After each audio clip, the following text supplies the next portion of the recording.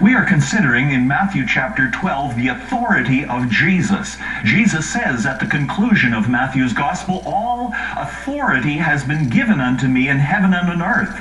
And during his earthly ministry, Jesus exhibited that authority. We had a foretaste of exactly what that authority looks like. In Matthew chapter 12, Jesus was questioned how often he was derided and how often he was tried to be tripped up by those who would come at him. In Matthew chapter 12, we have Jesus particularly questioned about the Sabbath and about its place in the life of a believer. At that time, Jesus went through the grain fields on the Sabbath, and his disciples became hungry and began to pick the heads of grain and eat.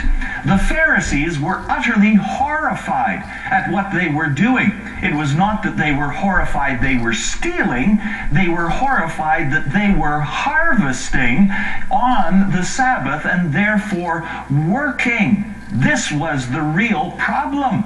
They were utterly horrified, and they said to Jesus, "Look, your disciples do what is not lawful to do on a Sabbath."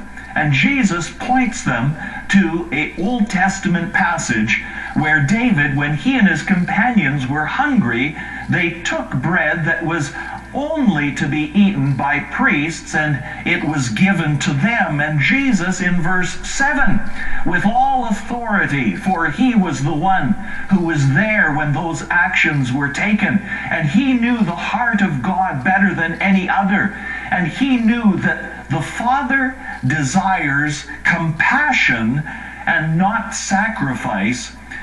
And Jesus says, if you had known this, you would not have condemned the innocent. The questions keep on rolling forward.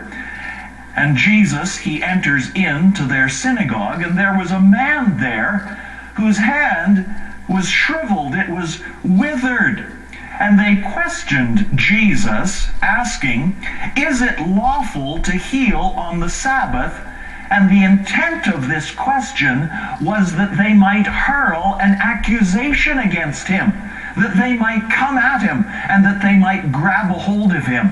As we follow along and as we go to the end of this account, we see that Jesus, having frustrated them, that they go off and they plot to put him to death. But Jesus, here he is questioned whether it is lawful to heal on the Sabbath, that they might accuse him. That was the heart that was within them. And Jesus, he speaks to them and he says, "What man is there among you who has a sheep?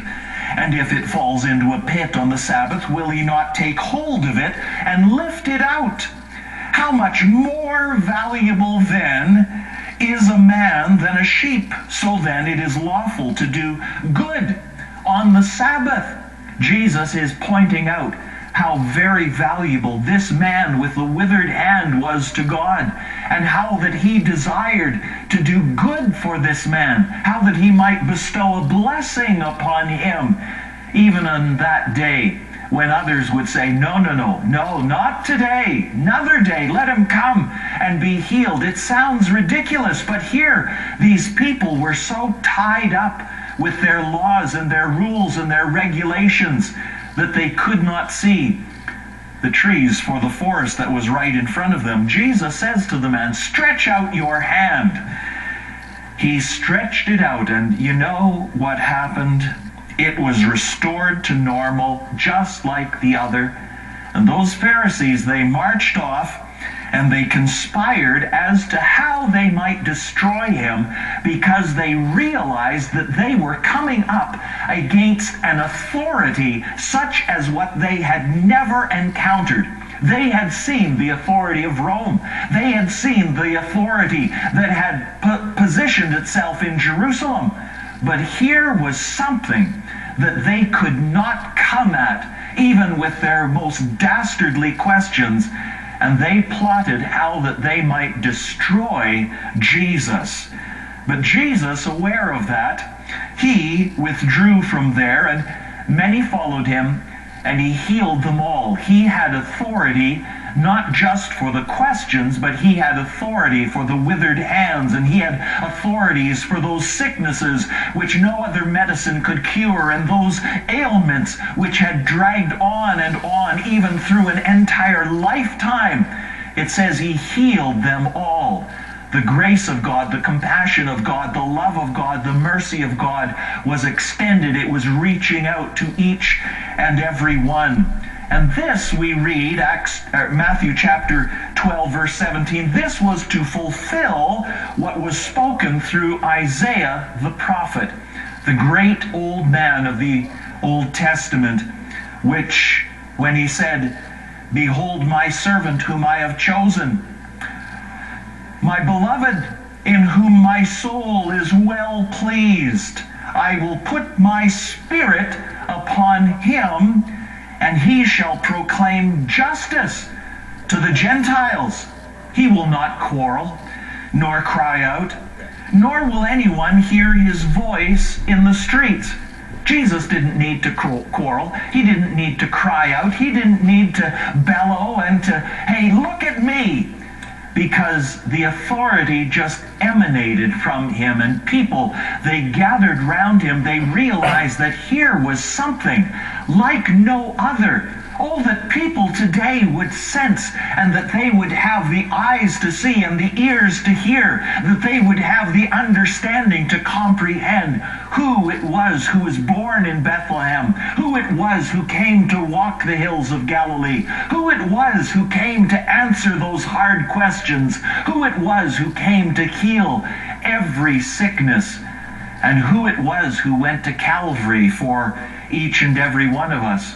Isaiah would continue, and he would say, "A battered reed he will not break off, a smoldering wick he will not put out, until he leads justice to victory, and in his name the Gentiles will hope." I'm a Gentile, and I rejoice in that word. I rejoice that there is hope in this one called Jesus for even the likes of me. There is hope for each and every one of us who comes and bows our knee before him. This one who has all authority in heaven and on earth, he is the one to whom we can come and present our urgent needs. He is the one who we come and bow before, and he is the one who does not grind us into the dirt. He is not the one who bashes us down with a heavy club. He is the one who lifts us up. He is the one who has come to reach out to us that we might have life, and that we might have it more abundantly. Is this speaking particularly to your heart today? Perhaps you have heard of the authority of Jesus. Perhaps you have heard that all authority, as we have quoted, all authority is given unto me. And you tremble at that. Let me say that it is a right response for any sinner to tremble in the presence of God. When we hear of the power of God, we hear of the majesty, the splendor, the glory of God, that he dwells in holiness which cannot be touched. But let me tell you that the Father sent his Son into this world, that whoever believes in him should not perish but have everlasting life. Jesus has come that we might come into the very presence of God. And I bid you to come to the cross of Calvary, and I bid you to come and to know life in his name. I bid you to come and to know joy such as what you will never know in any other place. Dear friend, come to the cross today. There's still room for one. Yes, there's room at the cross for you.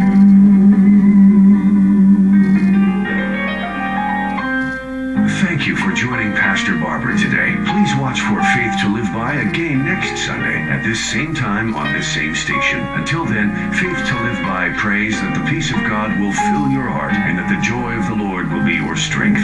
Pastor Barber would love to hear from you. The mailing address is Faith to Live By, Box 426, Winnipeg, Manitoba, R3C 2H6. you.